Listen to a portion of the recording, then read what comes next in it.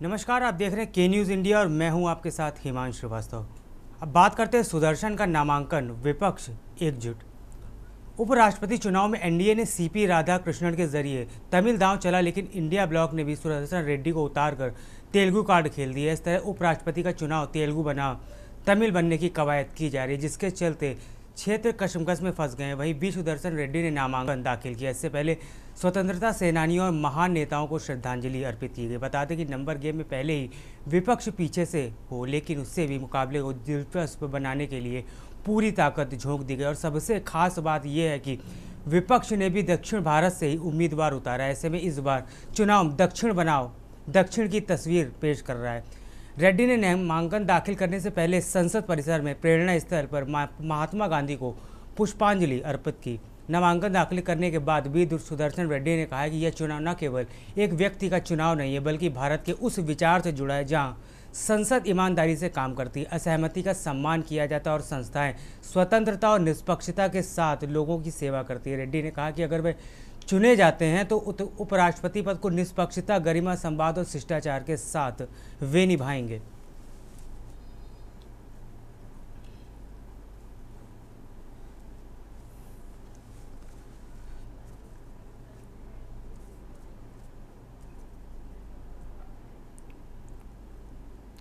इस पर ज़्यादा जानकारी के लिए हमारे साथ विशेष संवाददाता अखिलेश सिंह जुड़ चुके हैं। अखिलेश जी, आपसे जानना चाहेंगे इस खबर को लेके आपके पास क्या मामला है, क्या जानकारी है? देखिए हिमांशु, उपराष्ट्रपति पद के चुनाव के लिए इंडिया गठबंधन के कैंडिडेट के तौर पर वी सुधाकर रेड्डी ने आज नामांकन अपना दाखिल किया। संसद भवन के राजप्रभात सचिवालय में कांग्रेस के राष्ट्रीय अध्यक्ष मल्लिकार्जुन खड़गे, सोनिया गांधी, राहुल गांधी, अखिलेश यादव समेत तमाम विपक्षी नेता उसमें मौजूद रहे। जो इंडिया गठबंधन में विपक्षी शामिल है, उनके तरफ से घोषित कैंडिडेट बी सुधाकर रेड्डी ने आज अपना नामांकन दाखिल किया। और बी सुधाकर रेड्डी का उपराष्ट्रपति पद के लिए नामांकन दाखिल करने के बाद अब कहा जा सकता है कि सत्ता पक्ष और विपक्ष के कैंडिडेट मैदान में उतर चुके हैं। कैंडिडेट चाहे वो एनडीए गठबंधन का हो चाहे इंडिया गठबंधन का, दोनों दक्षिण भारत से हैं। तो इस बार जो उपराष्ट्रपति के चुनाव के बीच मुकाबला रोमांचक देखने को मिलेगा, वो इसकी सीधी सी वजह दक्षिण भारत बनाम दक्षिण भारत कहा जा सकता है। फिलहाल एनडीए के पास 31 सांसदों का संख्या बल ज्यादा है और जीतने के लिए वो लोग अस्वस्थ हैं, लेकिन जो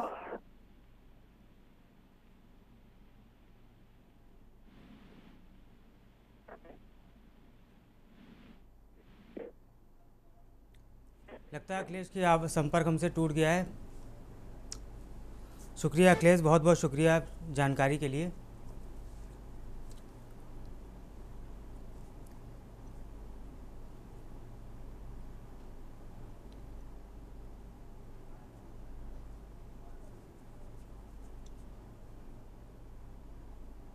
अब बात करते हैं शिवपाल का बीजेपी पर निशाना।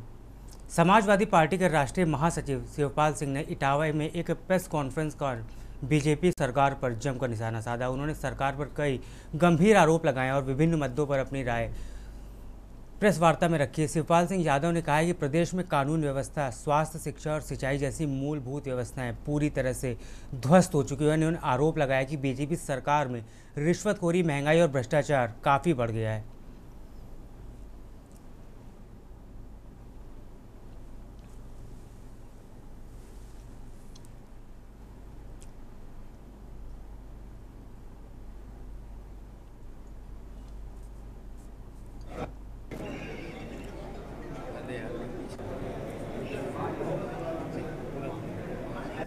अच्छा जी, बताओ आप लोगों को क्या लग रहा है? सही बोलो ना। मालिकों का तो हाल छोड़िए, आपके मालिकों का हाल तो छोड़िए, लेकिन आप लोग बताइए, आप अपने मन की बात अखबार में या उसमें चला ले रहे, अगर भेजते हो आप लोग, वो भी नहीं, न छपती है न चैनल पे आती है। तो इसलिए देखिए, कानून व्यवस्था पूरी तरह से ध्वस्त है। जो इन्होंने वादे किए थे, इनका वादा भी कोई पूरा नहीं हुआ। कानून के बारे में भी उन्होंने बहुत बढ़ चढ़ के बातें की।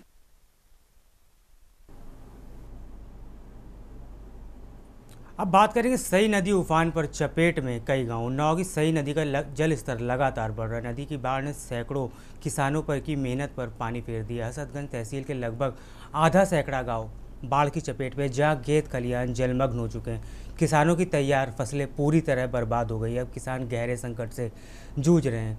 उन्नाव के हसनगंज तहसील क्षेत्र के कई गांवों में सई नदी की बाढ़ ने तबाही मचा रखी है। धान और खरीफ की फसलें पूरी तरह चौपट हो गई। खेतों में पानी भर जाने से और गाद गमने से मिट्टी की उपजाऊ क्षमता भी प्रभावित हुई है। किसानों का कहना है कि इस बार लागत से पहले ही काफ़ी बाढ़ आ गई थी। बीज, खाद और दवाओं पर भी काफ़ी खर्च करना पड़ा। अब ऊपर से बाढ़ की मार उन्होंने कर्ज और आर्थिक तंगी के संकट में धकेल दिया है।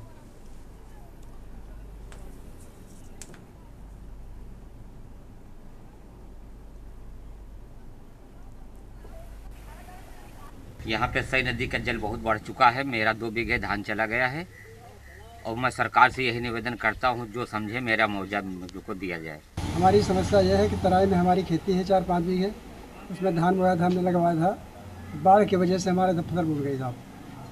अतः आपसे निवेदन है कि हमारी खेती का मुआवजा दिया जाए। 7 बीघा का चक है, 40,000 रुपये हमारी लागत लगी है। 7 बीघा का चक है, चाहे खाद पर देख लीजिए और सब धान बो दिया, हमको रियायत मिलेगी। हम सोच रहे हैं कि अगर सरकार तरफ से कुछ मिल जाए, हमको रियायत हो जाए। धान की ज़्यादा फसल थी, 3 बीघा है, तो सब पूरी 100% डूब गई। अब कुछ मदद मिल जाती है अगर, तो जो है कुछ राहत मिल जाती। अरे कम से कम 3 बीघा में 17-18 हज़ार लागत आ जाती है। मेरा क्षेत्र सारा का सारा सई नदी के आसपास पड़ता है, जिस क्षेत्र से जनता ने मुझे प्रतिनिधि बनाकर भेजा है।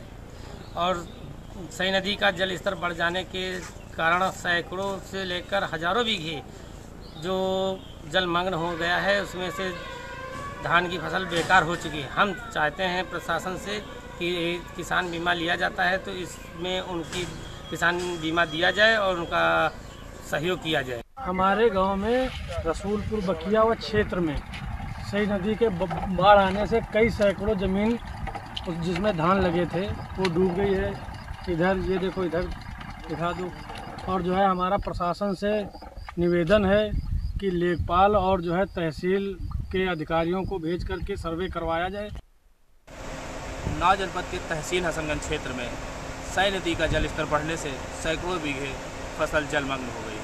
किसानों ने शासन और प्रशासन से गुहार लगाई है कि क्षेत्रीय लेखपाल से सर्वे करा करके उनको इस नुकसान की भरपाई करी जाए।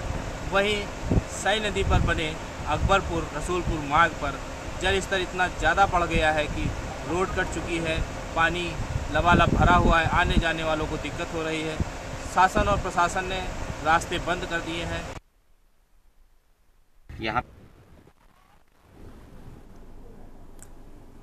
इस पर ज़्यादा जानकारी के लिए हमारे साथ संवाददाता अंकुश जुड़ चुके हैं। अंकुश, आपसे जानना चाहेंगे, माफ़ कीजिएगा, अंकुर जुड़ चुके हैं। अंकुर जी, आपसे जानना चाहेंगे प्रशासन की तरफ से अभी तक पीड़ितों को, बाढ़ पीड़ितों को क्या पहुँचाया, राहत सामग्री पहुँचाई गई है? जी हिमांशु जी, मैं बताना चाहूंगा प्रशासन के द्वारा अभी तक कोई भी राहत सामग्री नहीं पहुंचाई गई है। केवल जो रास्ता और आवागमन का रास्ता है उसको बैरिकेटिंग ना लगा करके रस्सी बांध करके उसको बंद कर दिया गया है कि जो रोड कट गई है और जहाँ पे जल भराव है वहां से लोग आ जा ना सके। लेकिन प्रशासन की तरफ से अभी कोई ना ही सर्वे कराया गया है, ना ही अभी कोई इसकी ओर ध्यान दिया जा रहा है, क्योंकि जलमग्न होने से सैकड़ों बीघे जो धान की फसल है, खरीफ की फसल है, पूरी तरीके से जलमग्न हो गई है। और आगामी कुछ महीनों में जो फसल तैयार होती है वो पूरी तरीके से डूब गई है। किसानों का सिर्फ यही कहना है कि जो जलमग्न हो गई है फसल हमारी, इसका बीमा भी होता है। सरकार और जनप्रतिनिधि इसका सर्वे कराएं क्षेत्रीय लेखपाल से और रिपोर्ट शासन को भेज करके बाढ़ राहत का मुआवजा दिलाने का काम करें। प्रशासन के किसी बड़े अधिकारी ने इस पर अभी तक क्या संज्ञान कोई लिया है? बड़े स्तर पे किसी ने अभी ध्यान नहीं दिया है, लेकिन अभी आज क्षेत्रीय विधायक ब्रजेश रावत ने बिस्परी गांव में तहसीलदार हसनगंज के साथ पहुंच करके बाढ़ क्षेत्र का एक जायजा लिया और वहां पर क्या स्थिति है इसके बारे में उन्होंने जानकारी ली। बहुत बहुत शुक्रिया आपका अंकुर, जानकारी देने के लिए। आपको बता दें साई नदी इस वक्त उफान पर है, जिसके बढ़ते जल स्तर से आधा ज़्यादा सैकड़ा गांव बाढ़ की चपेट में आ गए हैं। अभी तक प्रशासन की तरफ से किसी भी प्रकार की कोई राहत नहीं पहुंचाई गई है।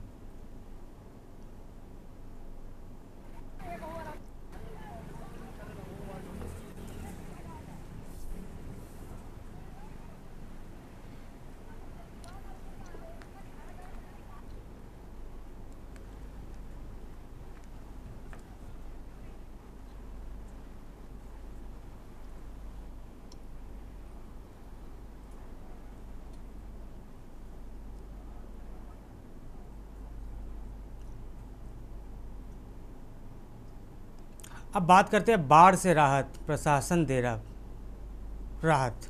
अब जिलाधिकारी की टीम गंगा ने बाढ़ से प्रभावित क्षेत्र में जल भराव का स्थलीय निरीक्षण किया। उन्होंने अधिकारियों को निर्देश दिए हैं कि प्रभावित क्षेत्रों में राहत व बचाव कार्य समयबद्ध ढंग से संचालित किया जाए और आमजन को किसी भी प्रकार की असुविधा न हो। इस दौरान जिलाधिकारी अपर जिलाधिकारी के साथ SCMO और अन्य अधिकारी भी मौजूद रहे। अपर जिलाधिकारी ने गांवों में पलायन कर रहे लोगों से बात की। जिलाधिकारी ने बताया कि बाढ़ से ग्रसित गांवों में हालांकि पानी भर गया है, लेकिन कानपुर में चेतावनी बिंदु के ऊपर खतरे के निशान से बह रही है। ग्रामीणों के आवागमन के लिए प्रशासन ने ट्रैक्टर और नावों का इंतजाम किया और मेडिकल के लिए सरकारी डॉक्टर का अमला गाँव में लगे मेडिकल कैंप में मौजूद है।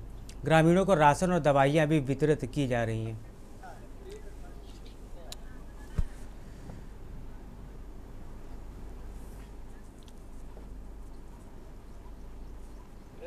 ये सदर गंगा जी के किनारे कुछ गांव बसे हुए हैं, जिसमें कटरी है, संकटपुर सराय और चैनपुरवा में हम लोग आए थे यहाँ पर देखने। तो अभी स्थिति सभी सामान्य है। DM साहब अभी आए थे और वहाँ पर सबको राशन किट भी बट गई है, मेडिकल का भी कैंप लगा हुआ है। और एक समस्या उन लोगों ने खाली बताई है कि आने जाने की, उसके लिए निःशुल्क 3 ट्रैक्टर लगे हुए हैं, तो आने जाने की समस्या उनकी कोई नहीं है। इस समय फिलहाल अभी कोई उनको समस्या नहीं है। ये कानपुर और उन्नाव की सीमा पे जो हमारे गांव है लुधवा खेड़ा या कटरी शंकरपुर और ये चैनपुरवा में हम लोग हैं। यहाँ पानी का स्तर बढ़ा है, करीब 113.13 मीटर है, जो कि चेतावनी से तो ऊपर है परंतु खतरे से नीचे। हमारे सभी अधिकारीगण, ADM साहब, SDM साहब, हमारे जो अन्य विभागों के अधिकारी हैं वो सभी यहाँ पर हैं। गाँव वासियों के गाँव में आने जाने के लिए ट्रैक्टर की शुभ सुविधा भी उपलब्ध है और राशन सामग्री पहले ही माननीय जनप्रतिनिधि की उपस्थिति में बांटी जा चुकी है।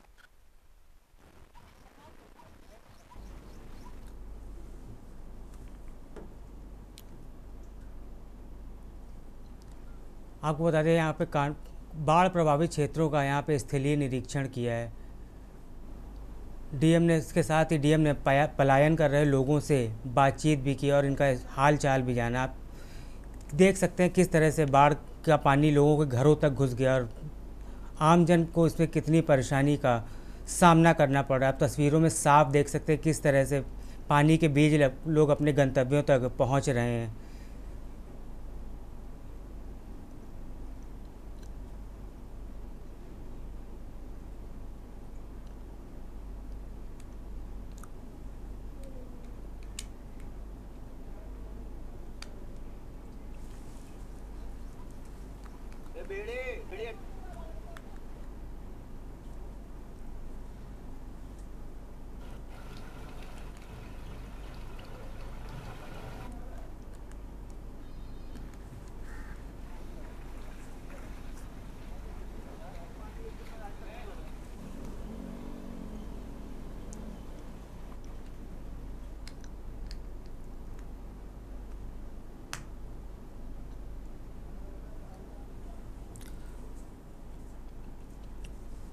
इस पर ज़्यादा जानकारी के लिए हमारे साथ संवाददाता सारिका गुप्ता जुड़ चुकी हैं। सारिका जी, आपसे जानना चाहेंगे इस निरीक्षण को लेकर क्या अपडेट है आपके पास? बिल्कुल, मैं बता दूं जिस तरीके से गंगा बैराज का में जो है 2.1 लाख लीटर जो है पानी छोड़ा गया था, उसके बाद गंगा के किनारे जो गांव है वहां पर बाढ़ का खतरा मंडराने लगा और बाढ़ की चपेट में लगभग 3 गांव आ चुके हैं। भगवान दिन पुरवा हो गया, कटरी का काफी क्षेत्र है जो बाढ़ की चपेट में आ चुका है, जल स्तर काफी बढ़ चुका है। किसानों की जो फसलें हैं वो नष्ट हो चुकी हैं, घरों में पानी पहुंच चुका और यही कारण है कि अब जिला प्रशासन जो पहले से तैयारियां कर चुका था और आज जो है डीएम खुद दल बल के साथ वहां पर पहुंचे, लोगों से बातचीत करी और स्कूल का भी वहां पर प्राथमिक विद्यालय उसका निरीक्षण किया है। बाकायदे जो गाँव वासी हैं उनको सुरक्षित स्थानों पर पहुंचाया जा रहा है और राहत सामग्री भी दी जा रही है। बहुत बहुत शुक्रिया सारिका आपका जानकारी देने के लिए। आपको बताते डीएम ने पलायन कर रहे लोगों से बातचीत भी की है। आपको बताते डीएम के साथ एसीएमओ भी वहां पर मौजूद थे और लोगों से उनका हालचाल जाना गया है।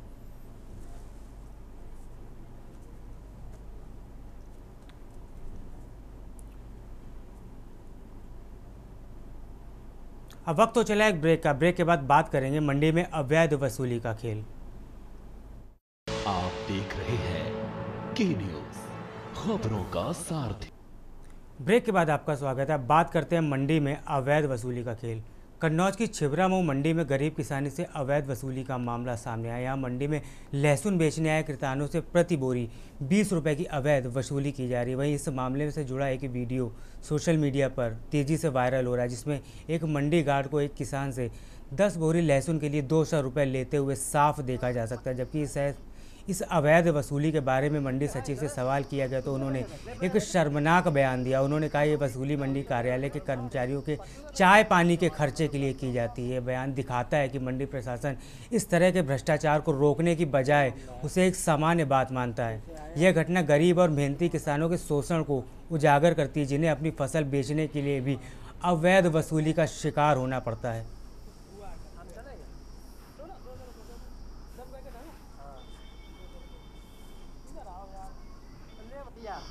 कागज में मतलब जो है कुछ हुआ है, हम चलेंगे तो ना 200 रुपये दब गए डालो। हाँ 200 रुपये इधर आओ यार, ले भैया तुम हमारी 300 रुपये ठीक है चले। कितने पैकेट है ले अलग दी। हाँ तो हुई है ना 200 मेरा पर्ची का मिलेगा 20 हमारे हमें लौटाते हैं। एक मिनट,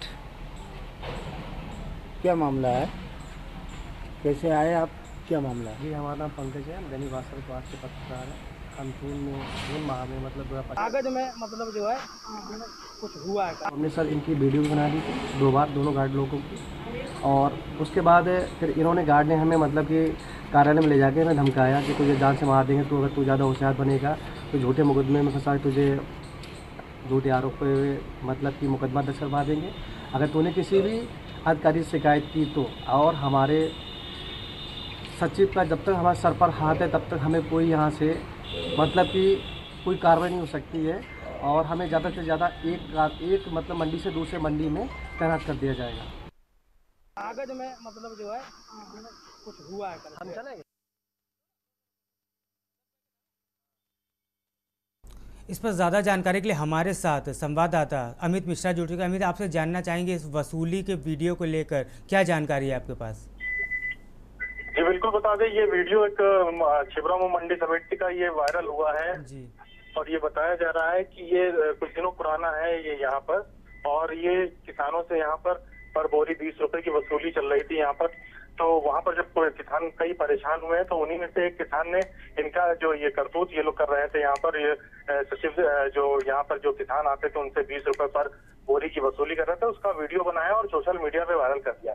वहीं जब इस वीडियो के बाबत जब यहाँ पर मंडी सचिव जो थे उनसे बात करने के लोग गए हैं तो उन्होंने भी उनकी एक रिकॉर्डिंग ऑडियो बनाई है, उनसे भी बात की है कि आखिर ये शुल्क किस तरह का मांगा जा रहा था। तो जो मंडी सचिव है उनका भी बड़ा गैर जिम्मेदाराना बयान आया। उन्होंने बोला कि ये चाय पानी पीने के लिए ये शुल्क लिया जा रहा था, जिसके बाद ये जब सोशल मीडिया पे वायरल हुआ है तो कहीं ना कहीं अब महकमे में हड़कंप मचा हुआ है और ये कारगुजारियां मंडी की इस तरह से खुलकर सामने आ गई हैं, जिसके बाद काफी चौंकाने वाली बात भी है, क्योंकि वहाँ पर गरीब तबके के जो किसान होते हैं वो वहाँ पर जाते हैं 10 रुपए 20 रुपए 50 रुपए उन लोगों के लिए बहुत बड़ी बात होती है। तो अगर 10 बोरी किसान लेके गया तो एक बोरी 30 रुपए के हिसाब से उससे 200 रुपए की वसूली की जाती है।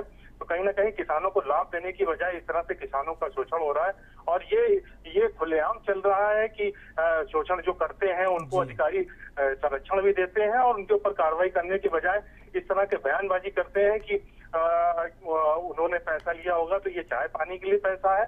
फिलहाल जब मंडी सचिव की अभी हमारी हमसे बात हुई है तो उन्होंने भी कहा है कि जैसे ही मामला संज्ञान में आया था तो इसके ऊपर अब कार्रवाई भी कर दी गई है। उन्होंने ये भी एक्सेप्ट किया, हाँ ये बात बोली गई थी लेकिन इसका सुधार किया जाएगा और आगे जो इस तरह का अगर कोई मामला आएगा तो उस पर सख्त कार्रवाई की जाएगी। बहुत बहुत शुक्रिया अमित जानकारी देने के लिए। आपको बता दें गरीब किसानों से लगातार वसूली की जा रही है और वसूली का वीडियो सोशल मीडिया पर वायरल किया गया है। वही इस वायरल वीडियो में मंडी सचिव की बड़ी लापरवाही सामने आई है।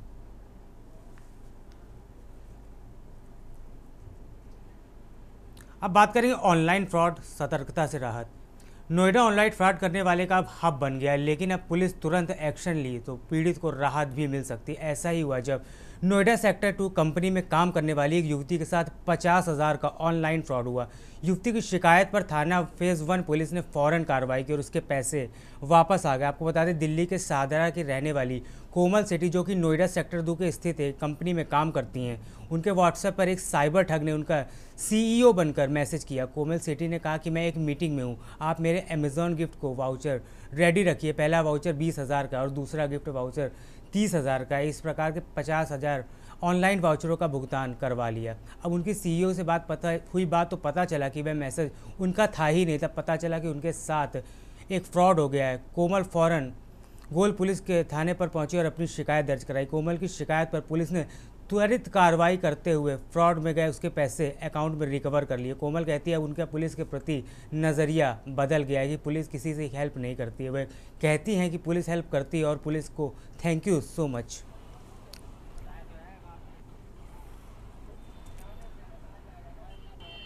हाय, my name is Komal. Actually अभी मॉर्निंग में मेरे साथ एक फ्रॉड हुआ था और वो फ्रॉड ऐसा था, मैं सेक्टर 2 में वर्क करती हूँ तो उसमें मेरी जो CEO है उनकी तरफ से मेरे पास एक मैसेज आया था कि भाई मैं एक मीटिंग में हूँ तो आप मेरे लिए एक अमेज़ॉन गिफ्ट वाउचर रेडी कीजिए। जो पहला गिफ्ट वाउचर है वो 20,000 का है और दूसरा गिफ्ट वाउचर आपका 30,000 का है। तो मैं वही प्रोसीजर करती गई जैसे जैसे मेरे पास मैसेजेस आते रहे। तो उसके सेकेंड हाफ में मुझे पता चला कि वो मेरी मैम का था ही नहीं, वो कोई और ही फ्रॉड कर रहा था। Then I was very nervous, मैं इतनी ज़्यादा नर्वस हो गई, मुझे रोना आ गया। देन मैं यहाँ पर नोएडा सेक्टर 15 के यहाँ पर पुलिस स्टेशन में आई, जिसमें मैं सुनैना मैम से मिली और उन्होंने उस नंबर पे कॉल किया, उन्होंने मेरी हेल्प करी और उन्होंने मुझे ये सजेशन दिया कि भाई तुम अमेज़ॉन पे कॉल करो। और उससे मैम ने बात करी कि कौन सा बंदा है कौन सा बंदा नहीं है। एक्चुअली वो बंदा था लेकिन वो सिम जो थी वो उस बंदे के पास नहीं थी। खबरों में फिलहाल इतना रही। आप बने रहिए के न्यूज़ इंडिया के साथ। नमस्कार। आप देख रहे हैं के न्यूज़, खबरों का सारथी।